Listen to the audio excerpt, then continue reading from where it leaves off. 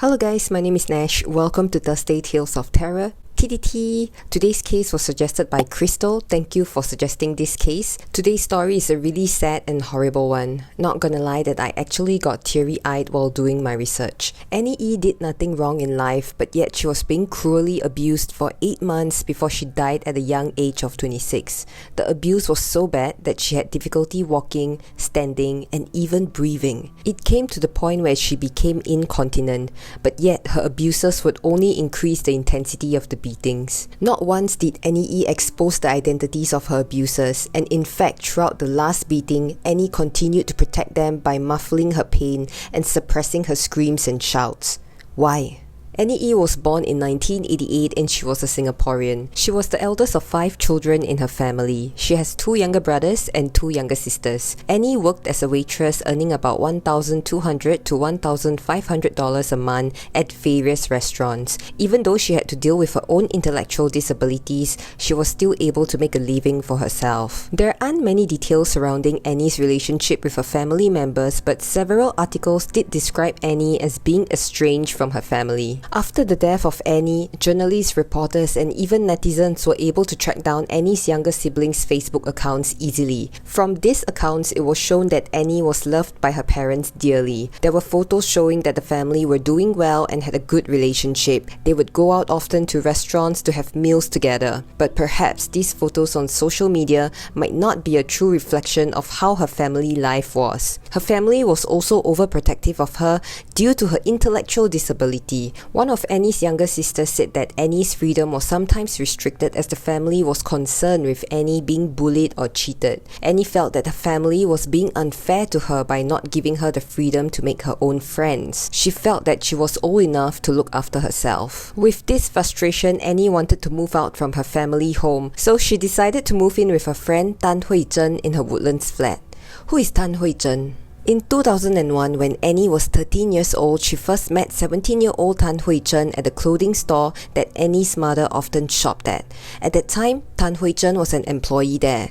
Both Annie and Tan Hui Zhen became friends after they first met, and they maintained regular contact with each other throughout the next few years, but eventually drifted apart. They both made contact again in 2013 and rekindled their friendship. Hui Zhen then persuaded Annie to move in with her since she wanted freedom from her family. By then, Hui Zhen, who became a housewife, was married to her husband, Phua Hak Chuan, a storeman who was 5 years older than her. Before moving in permanently, Annie always treated them as family. She would stay over and she would call Hui Zhen Jie Jie, which means older sister, and Hak Chuan Jie Fu, which means brother-in-law. And after Annie permanently moved into the couple's 4-room Woodlands flat in late 2013, everything seemed to be going well. The couple did not charge rent, and Annie even helped Hui Zhen with the housework. They would also look out for Annie's welfare and call the restaurants where Annie worked to make sure that she came home on time. Unfortunately, the couple's care towards the young woman would not last. The happiness was short-lived and things began to take a turn for the worse. In August 2014, Hui Zhen and her husband discovered a bed bug manifestation which they suspected was caused by Annie since it happened after she moved into their flat. Due to this, they blamed Annie for the bedbug manifestation and began to physically abuse her daily. Annie was also required to pay them to get rid of the infestation and was also asked to pay rent. The couple made Annie surrender her salary of $1,200, of which she was given a weekly allowance of $50. This was later cut to $30. In October 2014, the manager of the restaurant where Annie worked noticed that she had bruises on her arms, body, face, and neck. Sometimes her eyes were so swollen they were almost closed shut. She had to use her fringe or wear a cap really low to cover it. She also hid her injuries by applying a thick layer of concealer as noticed by her co-workers. Although Annie was clearly a victim of physical abuse, she refused to complain about it. When she was asked about the injuries or bruises, she always said that she was clumsy or that she fell and even made jokes. Oftentimes, she would just keep quiet when questioned. But on one occasion, she had told an assistant manager, "My family law," when she was asked about her injuries. But when she said "my family," it's not clear if she was referring to her blood-related family or the couple that she was living with, whom she regarded as a family. As time passed, her co-workers noticed that the abuse was getting worse and they were getting calls from Hui Zhen. Hui Zhen would call the restaurant often asking for Annie, and she would scold her if she came home late. She demanded bigger cash bonuses for Annie and even berated the manager when Annie had to spend extra time in the restaurant. The beatings continued and it got so bad that Annie developed an ear injury that needed surgery. Hui Zhen would come up with all sorts of excuses to not get Annie her treatment. She said she needed to fix a family matter before getting Annie checked, but I guess that family matter was never fixed as I don't think Annie went through any ear surgery operation. And at some point, Annie eventually left her workplace at Hot Tomato. According to reports, Hui Zhen had persuaded her to leave so that her co-workers would no longer notice her injuries. Annie then applied at a Japanese restaurant in Causeway Point, and during the interview process, Hui Zhen was there with her. Hui Zhen did all the talking and Annie was hired, but things still did not improve at home. The beatings only increased with intensity over time, with some sessions lasting up to 2 hours. They felt that Annie was behaving really badly. Some of their reasons were that Annie laid down for too long or even using the shower too long. And they even wanted her to verbalize her mistakes and declare she would change. They would slap her with bathroom sleepers, whip her with a plastic belt, hit her with a bamboo stick, and bang her head on the wall, causing head trauma. They would also hurt her with their bare hands by strangling her, and both of them reportedly also kicked her chest and stepped on it, causing her to suffer rib fractures. According to sources, Hui Zhen would be the one assaulting Annie first, and when she got tired, that's when her husband, who was the standby slapper, would occasionally take over. If the abuser could get tired from abusing, what about the one being abused? The abuser gets to take a break and have someone take over. What about the victim? Don't you just find this absolutely infuriating? And not once did Annie fight back. Sometime in March 2015, the couple brought home a roll of shrink wrap weighing about 1.05 kg. Hui Zhen began using the shrink wrap to hit Annie. When the couple discovered that she was afraid of the shrink wrap, they used it more often to hit her all over her body.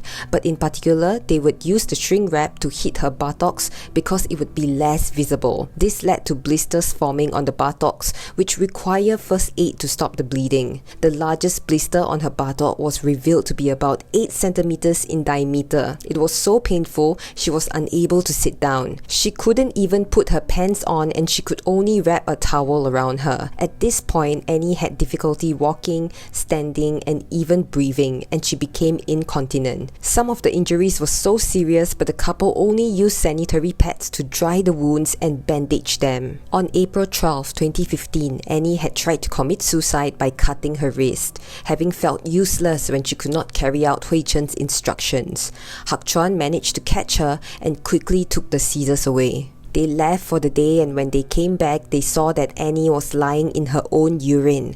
Annie denied that she had urinated, and for that she was beaten again. The couple also accused her of urinating on the floor to get attention, and while the couple was reprimanding her, Annie was just really exhausted, and so she was slumping onto the chair. But they thought that Annie was being rude and she needed to be punished for her bad attitude. Hui Zhen mercilessly swung the shrink wrap against her back multiple times despite Annie's pleas for her to stop. Afterwards, Annie was ordered to go back inside her room, but she lost balance and fell onto the floor. Hak Chuan then thrusted the shrink wrap at her abdomen as she curled her body up and told her to stop putting on an act. Not satisfied, he smashed the dustbin down on her with such force that the plastic bin cracked. Later that night, Annie reportedly moaned in severe pain and lost control of her bladder, wetting the bed again. The couple took her blood pressure, which they found to be normal, and then left her alone. By the next day, she was dead.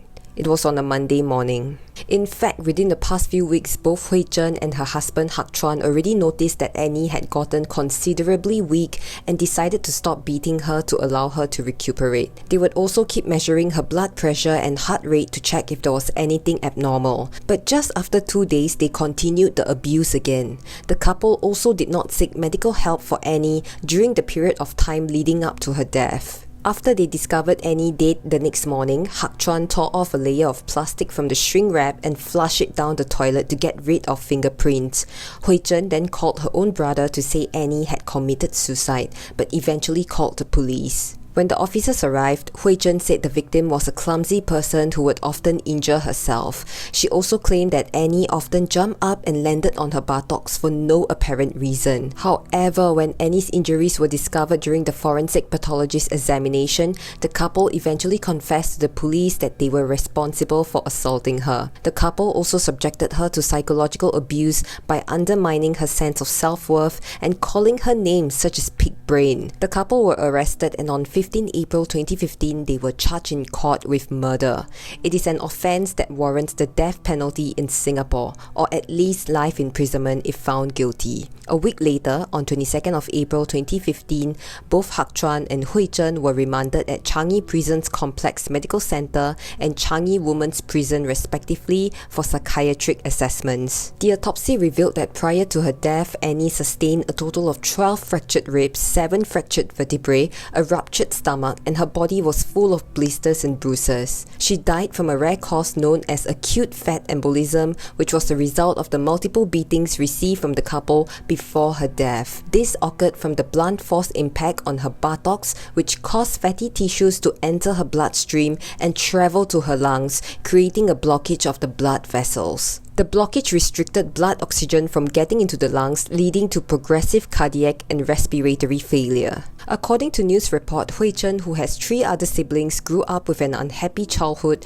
as she was abused by her father, brother, and ex-boyfriend in the past. Her highest education level is only at secondary 3, which is high school in some countries. She often displays self-harm symptoms as a result of the childhood abuse she endured. She reportedly also had 3 miscarriages in the past. Psychiatric reports from Dr. Kenneth Koh of the Institute of Mental Health showed that Hui Zhen had multiple psychiatric conditions, including a borderline personality disorder and depression. This gave rise to her complex mental state and diminished responsibility, which was partly aggravated by the 3 miscarriages. Eventually, their charges were being reduced from murder to voluntarily causing grievous hurt with a dangerous weapon, which does not warrant the death penalty. Investigations revealed that the couple had no intention to cause the victim's death. Hui Zhen's defense lawyer said that Annie's death was unexpected and unintended and a case of discipline gone wrong. Hak Chuan's defense lawyer, on the other hand, said that Hak Chuan was not the principal offender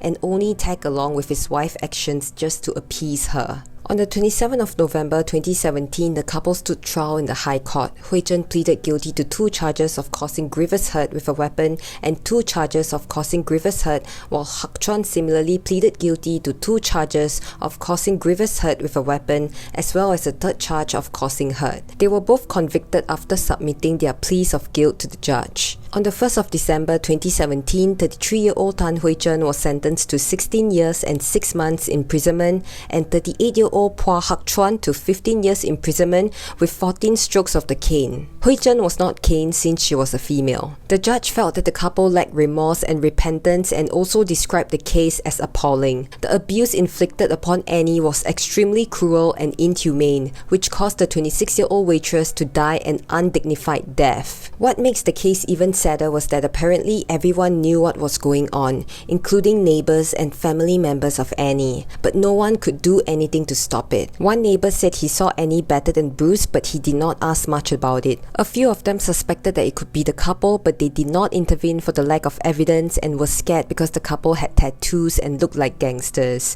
Another neighbour called Mr. Shi had on at least 2 occasions asked Annie why she often had bruises around her eyes. She told them she had been beaten by a colleague and other times she fell. He added that he would have helped if she had just said something. You may wonder where Annie's real family is in this situation. One of Annie's younger sisters said that Annie's abuser was actually a family friend, and according to her, their family even took Hui Zhen in when she experienced marital problems. The family was protective of Annie, and some of them went to her workplace to look for her, but Annie would avoid eye contact and remain uncontactable. The family also tried to prevent Annie from being in touch with Hui Zhen, as they believed Hui Zhen was trying to manipulate her. But Annie didn't want to believe them, and she felt that Hui Zhen was always always on her side. Meanwhile, the families of the abusers apologized and sought understanding from the public. Hui Zhen's eldest brother believed that his sister should be punished for what she did and that her mental state and troubled childhood shouldn't be an excuse. Hak Chuan's mother, on the other hand, expressed regret and apologized as well.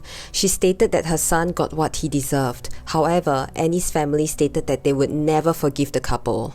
Annie's siblings, on the other hand, felt that the punishment against Hui Zhen and her husband were too light, and they made a public appeal for more severe penalties on the couple. And it's not only just Annie's siblings. Many Singaporeans were enraged at the decision, as they believed that the couple should be charged and sentenced for murder or at least for manslaughter. Even the defense lawyers were condemned for defending the couple. Additionally, an online petition for a harsher punishment was filed by the public, which quickly gathered more than 35,000 signatures by December 2017. Some of Annie's family members have supported this petition as well. In response to the questions raised by the public on why the couple were not being charged with murder, a spokesman from the Attorney General Chambers released a statement. They explained that the evidence given by the forensic pathologist was that Annie's death was caused by acute fat embolism.